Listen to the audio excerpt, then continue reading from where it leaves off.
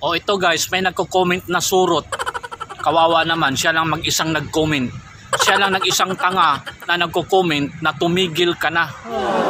Gago to eh, abnormal to eh, wala tong pakiramdam. O, wala pang pakiramdam, wala pang utak. Sana naman kung wala kang utak, makiramdam ka sa mga nangyayari ngayon. Napaka-hypocrite naman na tumigil ka. Ano ba? Sana yung pamilya mo ang papatayin, no? Sa mga naglalabasan ng mga adik ngayon. Sana yung pamilya mo maubos ngayong gira na ini-implement ni Kuting dahil sa kanilang political intention. Hindi mo nabasa yon? Hindi mo nakita yung mga vlog? Hindi mo nakita yung mga tensyon? Nagpakumbaba pa nga yung China. Mabuti pa nga may pagmamahal pa si Digong, kinausap pa niya. Kasi pag walang pagmamahal ang ating ex-president, ang ating former president, matagal na tayong binumba ng China. Hindi naman nag-invade yung China dito.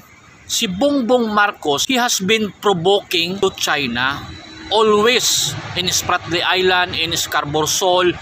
Grabe ang panggugulo ni Kuting. Dahil noong 1940s, 1960s, yung Scarborough Shoal at saka yung Spratly Island, under na yan sa China.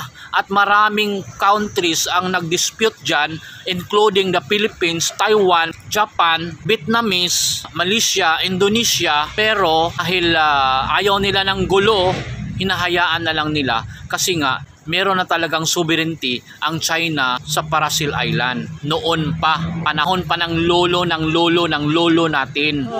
Ngayon, no, gustong guluhin ni BBM, ni Kuting dahil sa political intention, dahil gusto niyang makuha yung billions of dollars na freeze doon sa bank sa New York, doon sa Amerika. Gusto niyang makuha. Have you heard? Meron itong $200 billion. Imagine, isang document lang.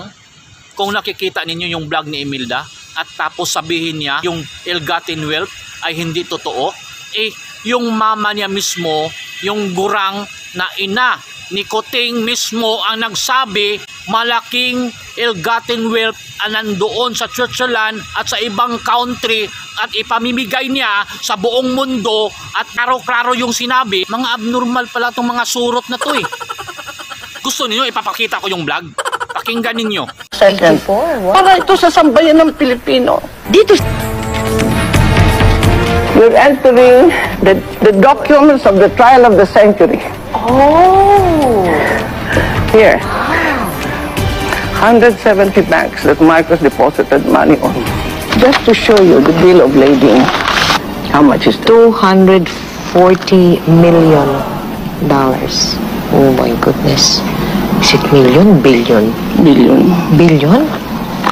240 billion? Only one shipment. And these are plenty of shipments. Mrs. Marcos, if we go by all of these, you are rich beyond compare. No, this will save the world. The world. The world. This is the reason why I want to survive. And it's not for me anymore. So, Mrs. Marcos, are you saying you're open to giving some or an amount of this one to the country, to the Filipinos? Not only the Philippines, but the world. Nakita ninyo? Naliligo na sa salapi. Sila na ang pinakamayaman sa buong mundo. Pero ang tanong, nasaan na yung pera? Yan ang dahilan kung bakit nabubuhay pa, ayaw niyang mamatay kahit mag 100 years old na. Dahil sa pera, naliligo na sila sa salapi. Pero ayaw pa rin ibigay at nagnanakaw pa sa pera ng taong bayan. Kaya tayo naghihirap ngayon. Sa sobrang hirap ng mga Pilipino, ang tanong, may malasakit ba? Isa din yung dahilan. Bakit nanalo itong si Kuting? Dahil nga ipamimigay sa buong mundo yung yaman nila.